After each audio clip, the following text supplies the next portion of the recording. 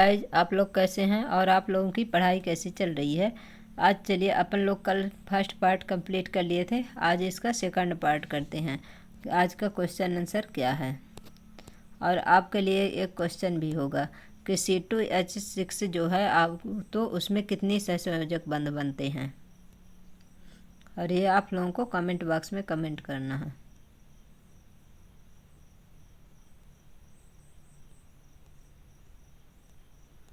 चलिएगा, यहाँ से करना था। देखिए, एथेन का आणविक सूत्र क्या है, C2H6 है। अब इसमें कितने सहसंयोजक बंध हैं, ये क्वेश्चन भी है आपको, और ये हम इसको करा भी रहे हैं। आप लोग जब पढ़ेंगे उसके बाद आप कमेंट बॉक्स में कमेंट करेंगे कि इसकी आणविक सूत्र कितने हैं। तो देखिए, C2H6 है, इसके मतलब 3 और 3 कार्बन और बीच में एक कार्बन जुड़ा हुआ, तो कितने हो गए टोटल, 7 हो गए। इसलिए इसके कितने सहसंयोजक आबंध बनेंगे, 7 सहसंयोजक आबंध बनेंगे इसके। ये देखिए, 7 सहसंयोजक आबंध। फिर ब्यूटेनॉन चतुर्थ कार्बन यौगिक है जिसका प्रकार्यात्मक समूह क्या है, ब्यूटेनॉन। ऑन बोले तो क्या है, कीटोन है आपका। इसलिए हम आप लोगों के लिए शॉर्ट्स में डाल दिए हैं, फंक्शनल ग्रुप जो है तो आपका डाल दिए हैं, और आपका नॉमेनक्लेचर डाला हुआ है। तो दोनों शॉर्ट्स देखिए, उसमें से क्या है आपको फार्मूला बनाने में बहुत ईजी हो जाएगा गाइज। इसलिए जब आप पढ़ाई करें तो अच्छे से करें, ऐसा नहीं है कि कुछ चीज़ छूट रहा। अगर कुछ चीज़ छूटेगा तो उससे क्या है कि हमारे रिजल्ट में उसका इफेक्ट पड़ेगा।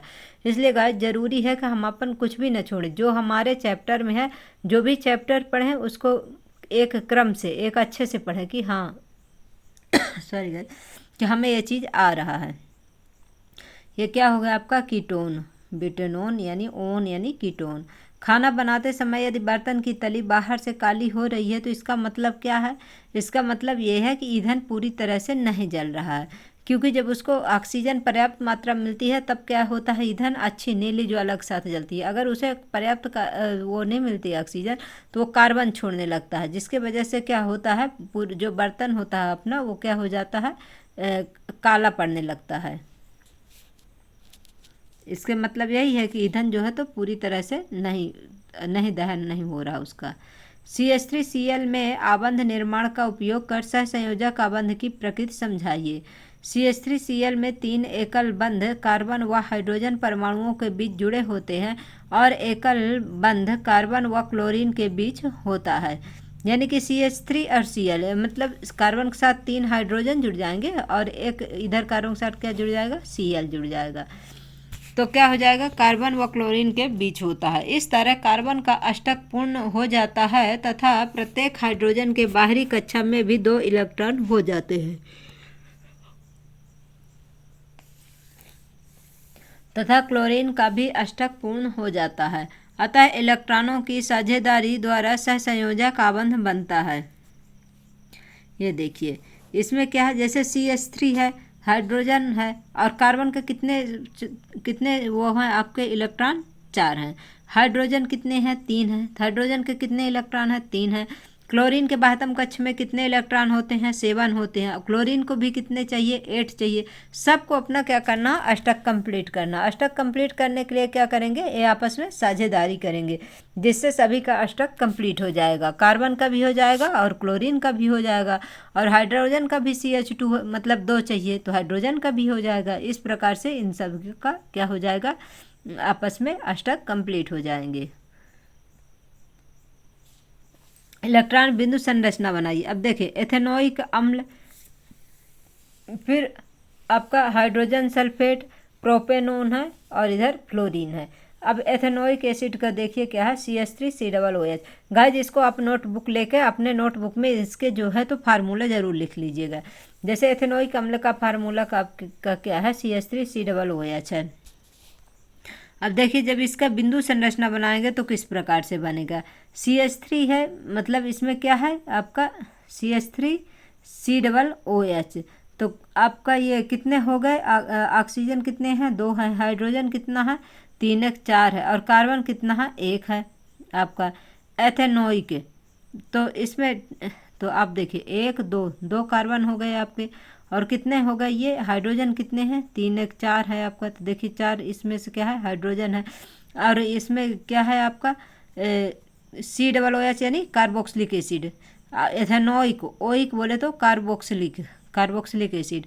गाइज फंक्शनल ग्रुप जानना बहुत ज़रूरी है, फंक्शनल ग्रुप आप जानेंगे तब बहुत ईजी करेंगे इसको।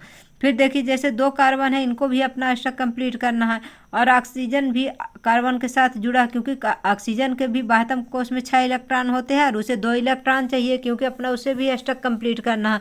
तो इस प्रकार से क्या करते हैं, अपना सहसंयोजन बंध बनाते हैं, और सहसंयोजन बंध बना के सभी जो है तो आपस में मिलकर क्या बना लेते हैं, ये एक बिंदु संरचना बनाते हैं। इस प्रकार से देखिए इधर जो है तो आपको बिंदु संरचना दी हुई है कि कैसे ये जुड़ते हैं, इस स्टार स्टार करके, जो CH3 है और C डबल बॉन्ड OH, ये क्या है आपका कार्बोक्सिलिक एथेनोइक अम्ल है। C डबल बॉन्ड OH क्या होता है, ये आपका कार्बोक्सिलिक एसिड होता है। फिर H2S हाइड्रोजन सल्फाइड का देखिए, हाइड्रोजन कितने हैं, 2 है, सल्फर कितना है, 1 है, और इनको भी अष्टक अपना कंप्लीट करना, क्योंकि सल्फर के बाह्यतम कक्ष में कितने इलेक्ट्रॉन हैं, 16 रहते हैं, तो 6 इलेक्ट्रॉन हैं। हाइड्रोजन के कितने हैं, 1 हैं, और ये सब आपस में सहसंयोजकता बंध बना के अपना अपना अष्टक कंप्लीट कर लेते हैं। प्रोपेनॉन देखिए, प्रोपेनॉन यानी प्रोप यानी 3 कार्बन हो गया, ओन यानी डबल बॉन्ड ओ हो गया, यानी कीटोन हो गया आपको, तो ये क्या हो गया propanone, CH3 C double bond O CH3, क्या हो गया आपका प्रोपेनॉन। फिर इलेक्ट्रॉन बिंदु संरचना देखिए, CH3 C double bond O CH3 एक इस तरह से अपनी संरचना बनाता है। देखिए कार्बन हाइड्रोजन के साथ सहसंयोजकता अपना बंध बनाता है, इधर भी कार्बन अपना जो है तो इसके साथ कार्बन के साथ बनाता है, इधर किसके साथ ऑक्सीजन के साथ बनाता है, इधर किसके साथ हाइड्रोजन के साथ बनाता है। इस प्रकार से ये सब क्या करते हैं, अपना अष्टक कंप्लीट करते हैं। अपना अष्टक कंप्लीट करने के बाद क्या होती है, इनकी संरचना स्थायी हो जाती है। फिर F2 यानी कि फ्लोरीन का के बाहर फ्लोरीन का कितना परमाणु क्रमांक होता है, 9 होता है। तो अब इसके बाह्यतम कोश में कितने इलेक्ट्रॉन होंगे, पहले में 2 हो जाएगा, तब बाकी के कितने बचेंगे, 7 बचेंगे, क्योंकि 1 2 3 4 5 6। तो ये क्या करेंगे, आपस में सहसंयोजकता बंध बनाएंगे, क्योंकि क्योंकि जब ये दोनों इलेक्ट्रॉन आपस में सहसंयोजक बना लेंगे तो क्या हो जाएगा, ये इसका भी अष्टक कंप्लीट हो गया और इसका भी अष्टक कंप्लीट हो गया।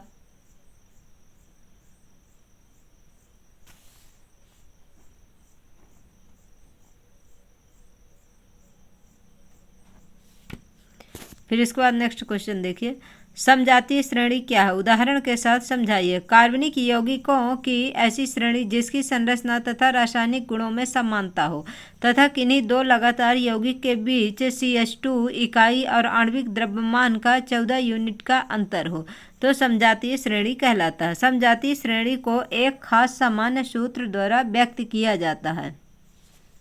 इसमें एक ही प्रकार के प्रकार्यात्मक ग्रुप होते हैं, जैसे CH3OH C2H5 OH C3H7 OH C4H9OH के रासायनिक गुणधर्मों में है। आपका क्या हो गया, मेथनॉल हो गया, एथेनॉल हो गया, प्रोपेनॉल हो गया, ब्यूटेनॉल हो गया। इसके क्या है, ये रासायनिक गुणधर्म में सेम रह गए। अत्यधिक समानता है तथा इनमें से CH2 का अंतर है, और OH प्रकार्यात्मक OH आपका क्या है, OH आपका क्या है, फंक्शनल ग्रुप है, और इन्हें जो है तो किसके द्वारा व्यक्त करते हैं, CnH2n+1 माइनस OH समान सूत्र द्वारा व्यक्त किया जाता है, जिसमें आपका सिंगल बॉन्ड रहेगा वो क्या होता है, आपका N होता है। इन कौन सा होता है, जिसमें डबल बॉन्ड लगता है। CnH2n+2 होता है, जब वैसे फार्मूला N में लिखेंगे, जैसे ब्यूटेन लिखना है आपको, प्रोपेन लिखना है, फिर आपका जैसे एथीन लिखना है, इन लिखना है, C2 मतलब आपका CN लिखेंगे, CnHN लिखेंगे, एथीन। और जब आप एथाइन लिखेंगे तो क्या लिखेंगे, CnHN-2 लिखेंगे, और उसके एथेन में क्या लिखेंगे, CnHN+2 लिखेंगे। इस प्रकार से इसके क्या होते हैं, फार्मूला होते हैं। मतलब इसको जब लिखते हैं तो इस प्रकार के संरचना में जो अपन फार्मूला लिखेंगे उसमें ऐड करते जाएंगे। मतलब जब एथेन में तो +2 होता जाएगा, आपका इन में है तो कुछ नहीं होगा, जितना होगा तो उतना होगा, जैसे C2H2 हो जाएगा एथीन आपका। फिर एथाइन लिखेंगे तो उसमें क्या हो जाएगा, आपका एथाइन में ट्रिपल बॉन्ड लग जाएगा। एथाइन में ट्रिपल बॉन्ड लगेगा तो -2 हो जाएगा, क्योंकि उसके जैसे मान लीजिए जैसे एथाइन लिखते हैं आप, मान लीजिए तो क्या हो जाएगा आपका CH3, 111CH3 लिखेंगे तो ये क्या हो जाएगा, 3 यहाँ कार्बन है, 3 यहाँ हो जाएगा तो 3 3 6 हो जाएगा, इसलिए यहाँ क्या हो जाएगा CH2, 111CH2 हो जाएगा। ये क्या हो जाएगा आपका एथाइन हो जाएगा। गाइज आप लोगों को कहीं नहीं समझ में आता है कुछ भी तो आप लोग हमें कमेंट बॉक्स में कमेंट करिए और क्वेश्चन हमसे पूछिए, फिर हम उसे फिर से आपको रिप्लाई करेंगे। भौतिक एवं रासायनिक गुणधर्मों के आधार पर एथेनॉल एवं एथेनोइक अम्ल में आप कैसे अंतर करेंगे। भौतिक गुण में अंतर देखिए, एथेनॉल क्या है, ऑल क्या है, OH है, एल्कोहल है आपका। एथेनोइक अम्ल क्या है, एथेनोइक अम्ल कार्बोक्सिलिक अम्ल है आपका। इसका क्वथनांक कितना होता है, बॉइलिंग पॉइंट कितना होता है, 351 केल्विन होता है आपका एथेनॉल का। और आपका एथेनोइक अम्ल का इसका बॉइलिंग पॉइंट कितना होता है, 391 केल्विन होता है। गाइज ये हम जब अपन यूनिट पढ़ रहे थे, इसका चैप्टर पढ़ रहे थे, तब शुरू में ही इसके गलनांक और जो है तो क्वथनांक अपन पढ़े थे। फिर इसका गलनांक जो है मेल्टिंग पॉइंट कितना है एथेनॉल का, 156 केल्विन है। और इसका एथेनोइक अम्ल का इसका गलनांक कितना है, 290 केल्विन है। फिर आपके एथेनॉल में इसमें एक विशिष्ट गंध होती है और एथेनोइक अम्ल में इसका गंध तीक्ष्ण, यानी कि इसका जो स्मेल होती है कैसे होती है, तेज होती है। फिर भौतिक गुण हो गया कि इस भौतिक गुण में क्या अंतर है। अब फिर रासायनिक गुण में देखिए क्या है इसके रासायनिक केमिकल गुण जो है, केमिकल प्रॉपर्टीज एथेनॉल का और एथेनोइक एसिड का। एथेनॉल के साथ सोडियम कार्बोनेट और सोडियम बाइकार्बोनेट की अभिक्रिया नहीं होती है। एथेनॉल के साथ जो है तो सोडियम कार्बोनेट और सोडियम बाइकार्बोनेट यानी कि सोडियम हाइड्रोजन कार्बोनेट की अभिक्रिया नहीं होती है एथेनॉल के साथ। एथेनोइक अम्ल के साथ ये सोडियम कार्बोनेट और सोडियम हाइड्रोजन कार्बोनेट के विलयन के साथ तीव्र बुदबुदाहट देते हैं, क्योंकि कार्बन डाइऑक्साइड गैस का निर्माण होता है। लिटमस पत्र पर कोई प्रभाव नहीं होता क्योंकि यह उदासीन पदार्थ है। यह नीले लिटमस पत्र को लाल कर देता है क्योंकि यह अम्लीय पदार्थ है। एथेनोइक अम्ल क्या है, अम्ल है। और आपका एथेनॉल क्या है, लिटमस पत्र पर कोई प्रभाव नहीं होता क्योंकि यह क्या होता है, एथेनॉल उदासीन होता है, न्यूट्रल होता है। फिर आपका इसमें क्या है, क्षारीय के एमएनओ4 डालने पर रंग गायब हो जाता है एथेनॉल का, और इसमें क्षारीय के एमएनओ4 डालने पर रंग गायब नहीं होता है एथेनोइक अम्ल में। ये आपकी क्या हो गई, केमिकल प्रॉपर्टीज हो गई, और आपका ये क्या हो गया, फिजिकल प्रॉपर्टीज। फिर देखिए नेक्स्ट क्वेश्चन, जब साबुन को जल में डाला जाता है तो मिसेल का निर्माण क्यों होता है। साबुन के अणु में 2 भाग होते हैं, लंबी हाइड्रोजन पूंछ जल विरागी सिरा वाटर रिपेलिंग एंड यानी कि हाइड्रोकार्बन में विलय, छोटा आयनिक सिरा जल रागी सिरा मतलब वाटर जो है तो अट्रैक्टिंग एंड, जल में विलय जल रागी सिरा। फिर जल रागी सिरा किधर होता है, बाहर की ओर होता है, यानी जो ऑयल की बूंद होगी जल रागी सिरा किधर होगा, बाहर की तरफ होगा। और आपका जल विरागी सिरा किधर होगा, ऑयल की तरफ होगा, साबुन के अणु का। इस प्रकार से इसकी संरचना बनती है। अपन जब थ्योरी पढ़ रहे थे उसमें मिसेल की संरचना बनी हुई है, देखिए उसमें बीच में ऑयल है और टेल वाला भाग अंदर साइड है, और इसका जो हेड वाला भाग है उधर बाहर की तरफ है, जो जल रागी है, मतलब जो जल रागी सिरा है, और जो जल विरागी सिरा है वो किधर है, अंदर ऑयल की तरफ है गाइज। साबुन के अणु साबुन का आयनिक भाग जल में घुल जाता है तथा जल के अंदर होता है, जबकि लंबी हाइड्रोकार्बन पूंछ जल के बाहर होती है। जल के अंदर इन अणुओं की एक विशेष व्यवस्था होती है, इससे इसका हाइड्रोकार्बन सीरीज जल के बाहर बना होता है। ऐसा अणुओं का बड़ा गुच्छा बनने के कारण होता है, जिसमें जल विरागी पूंछ गुच्छे के आंतरिक हिस्से में होती है, जबकि उसको आयनिक सिरा गुच्छे की सतह पर होता है। इस संरचना को मिसेल कहते हैं। ये देखिए आपकी संरचना, आपको ये सोडियम जो जल रागी सिरा किधर है, बाहर की तरफ है, जल विरागी सिरा किधर है, इधर ऑयल की तरफ है। ये क्या है, सोडियम, यानी कि आपका जो है तो धोने का जो सोडा है वो।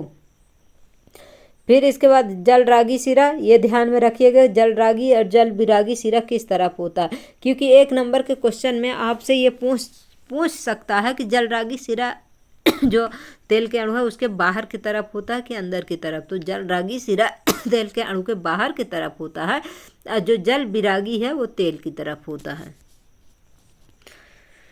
फिर क्वेश्चन नंबर 9 देखते हैं। कार्बन एवं उसके यौगिकों का उपयोग अधिकतर अनुप्रयोगों में ईंधन के रूप में क्यों किया जाता है? कार्बन तथा उसके यौगिकों के दहन पर अत्यधिक मात्रा में ऊष्मा प्राप्त होती है तथा उत्पन्न ऊष्मा को नियंत्रित ढंग से उपयोग किया जा सकता है। इसलिए अधिकतर अनुप्रयोगों के लिए कार्बन तथा उसके यौगिकों को ईंधन के रूप में उपयोग किया जाता है।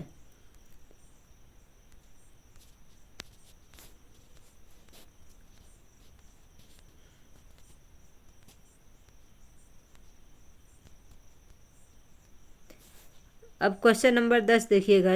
कठोर जल को साबुन से उपचारित करने पर झाग के निर्माण को समझाइए। कठोर जल में कैल्शियम तथा मैग्नीशियम के सल्फेट तथा क्लोराइड के घुलनशील लवण होते हैं, जो साबुन से अभिक्रिया कर अघुलनशील पदार्थ स्कम या स्कंद बनाती हैं। इसी अघुलनशील पदार्थ स्कम या स्कंद के कारण झाग आसानी से नहीं बनता है तथा साबुन अधिक मात्रा में उपयोग करना पड़ता है। कठोर जल प्लस साबुन मिलकर क्या बना देता है? स्कंद, यानी कि जो वाइट वाइट करके जो जम जाता है स्कम बन जाता है। यदि आप लिटमस पत्र लाल एवं नीला से साबुन की जांच करें तो आपका प्रेक्षण क्या होगा? तो साबुन कैसे किस प्रकृति का होता है? क्षारीय प्रकृति का। क्षार क्या करता है? नीले लिटमस को क्या कर देता है? लाल कर देता है। नीले को देखिए, हम जानते हैं कि साबुन की प्रकृति कैसी है? क्षारीय है, अतः लाल लिटमस पत्र को क्या कर देगा? नीला कर देगा, जो आपका क्षार रहेगा। इसको जैसे अनिल अम्ल जो है तो लाल को नीला करता है, और ये आपका क्षार जो है तो क्षार क्या करेगा? लाल को नीला कर देगा। इस प्रकार से क्या होगा? ये जो है तो आपका लिटमस पत्र जो है क्षार के साथ, साबुन के साथ जो लाल लिटमस पत्र है वो नीला हो जाएगा, और अगर क्षार की जगह में अम्ल यूज किया जाएगा तो अम्ल क्या करेगा? नीला को लाल कर देगा। हाइड्रोजनीकरण क्या है और इसका औद्योगिक अनुप्रयोग क्या है? असंतृप्त हाइड्रोकार्बन में पैलेडियम अथवा निकेल जैसे उत्प्रेरकों की उपस्थिति में हाइड्रोजन के योग से संतृप्त हाइड्रोकार्बन बनता है, जिसे हाइड्रोजनीकरण कहते हैं। औद्योगिक अनुप्रयोग: असंतृप्त वसा वनस्पति तेलों के हाइड्रोजनीकरण से वनस्पति घी या संतृप्त वसा बनाया जाता है। वनस्पति तेल में हाइड्रोजन के प्रेजेंस में हाइड्रोजन लेंगे और निकेल उत्प्रेरक का काम करेगा, और कितना टेम्परेचर रहेगा? 473। उससे क्या बनेगा आपका? वनस्पति घी। वनस्पति घी क्या है आपका? डालडा है, जो रथ का किसी कोई भी कार्बन है। एक क्या है? संतृप्त हाइड्रोकार्बन है डालडा। और जैसे मूंगफली का तेल क्या है? एक असंतृप्त हाइड्रोकार्बन है। दिए गए हाइड्रोकार्बन में C2H6, C3H8, C3H6 या C2H2 एवं CH4 में किसमें संकलन अभिक्रिया होती है? दिए गए हाइड्रोकार्बन में C3H6 तथा C2H2 के साथ संकलन योग अभिक्रिया होती है, क्योंकि ये क्या है? असंतृप्त हाइड्रोकार्बन है। संतृप्त हाइड्रोकार्बन कौन से होते हैं? ये अपन जब यूनिट पढ़ रहे थे चैप्टर में, तब उसमें हम बताए थे कि जिसमें सिंगल बॉन्ड होगा क्या होगा? आपका संतृप्त हाइड्रोकार्बन। और जो डबल बॉन्ड और आपका ट्रिपल बॉन्ड होता है ये क्या होता है? आपका असंतृप्त हाइड्रोकार्बन, अनसैचुरेटेड फैट जो होता है। फिर इसमें देखिए फार्मूला क्या है? C3H6 यानी कि कार्बन की संख्या कितनी है? 3 है। हाइड्रोजन की संख्या कितनी है? 6 है। 1 2 3 4 5 6। ये क्या है आपका? प्रोपीन है, प्रोपीन है आपका। और C2H2 ये क्या है? एथाइन है। आइन बोले तो ट्रिपल बॉन्ड। C2H2 ये क्या है? एथाइन। एथाइन का फार्मूला आपका क्या है? CH ट्रिपल बॉन्ड CH, क्योंकि इसमें क्या है आपका? एथाइन में इसमें ट्रिपल बॉन्ड लग जाता है तो कार्बन की चतुस्संयोजकता कंप्लीट हो जाती है। हाइड्रोजन के साथ एक बंध बनाया हुआ है 3 कार्बन के साथ, तो टोटल कितना हो गया? 4।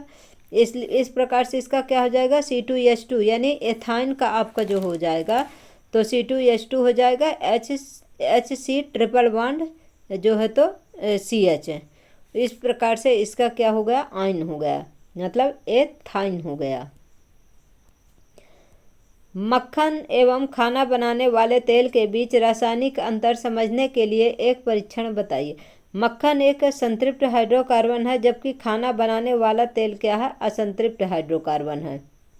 परीक्षण फर्स्ट क्या है आपका, ब्रोमीन जल द्वारा दो अलग अलग परख नली में लेकर एक में तेल तथा दूसरे में मक्खन लीजिए। दोनों परख नलियों में ब्रोमीन जल की कुछ बूंदें डालिए। दोनों परख नलियों को धीरे धीरे गर्म करने पर हम पाते हैं कि तेल वाले परख नली में ब्रोमीन जल का रंग उड़ जाता है, क्योंकि क्षारीय पोटेशियम परमैंगनेट द्वारा, फिर सेकंड में देखिए तो KMnO4 यानी कि पोटेशियम परमैंगनेट क्या है, तेल है। फिर तेल क्या है, असंतृप्त हाइड्रोकार्बन है। उसके बाद कौन सा रंग देता है आपका, ये गुलाबी रंग उड़ जाता है। और गुलाबी रंग देगा वो क्या होगा, गुलाबी रंग जब इसमें तेल हाइड्रोकार्बन असंतृप्त हाइड्रोकार्बन होगा, उसके बाद गुलाबी रंग उसका क्या हो जाएगा, उड़ जाएगा। साबुन की सफाई प्रक्रिया की क्रियाविधि समझाइए।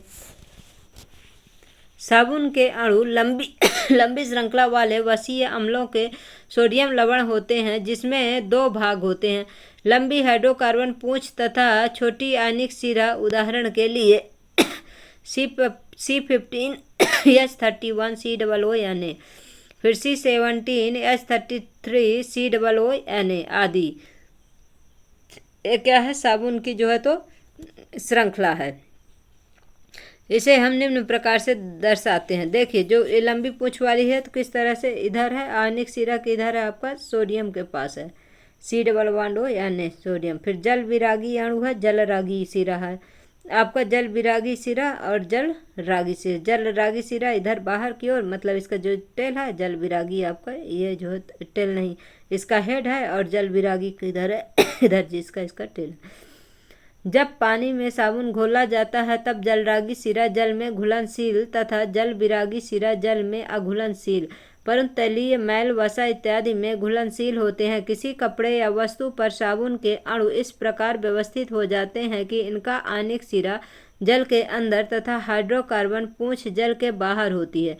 ऐसा अणुओं का बड़ा गुच्छा बनने के कारण होता है, जिसमें जल विरागी पूंछ गुच्छे के आंतरिक हिस्से में होती है, जबकि उसका आयनिक सिरा गुच्छे की सतह पर होता है। इस संरचना को मिसेल संरचना कहते हैं। तैलीय मैल मिसेल के केंद्र में एकत्र हो जाता है। मिसेल विलयन में कोलाइड के रूप में बना रहता है तथा आयन विकर्षण के कारण वह अवक्षेपित नहीं होता। अतः मिसेल में तैरता मैल रगड़ कर ये तो डंडे से पीटकर आसानी से हटाया जा सकता है। गाइज आज से आपका ये यूनिट कंप्लीट हुआ, यानी कि इसका हम चैप्टर भी कंप्लीट कर दिए हैं और इसका यूनिट भी कंप्लीट हो गया, मतलब इसके जो क्वेश्चन आंसर है वो भी कंप्लीट हो गए हैं। अब आप लोग पढ़िए, जो समझ में ना आए कहीं भी तो आप लोग उसे कमेंट बॉक्स में कमेंट करिए, और हमारे चैनल को आप लोग लाइक करिए, सब्सक्राइब करिए, शेयर करिए अपने दोस्तों में। Thank you so much guys.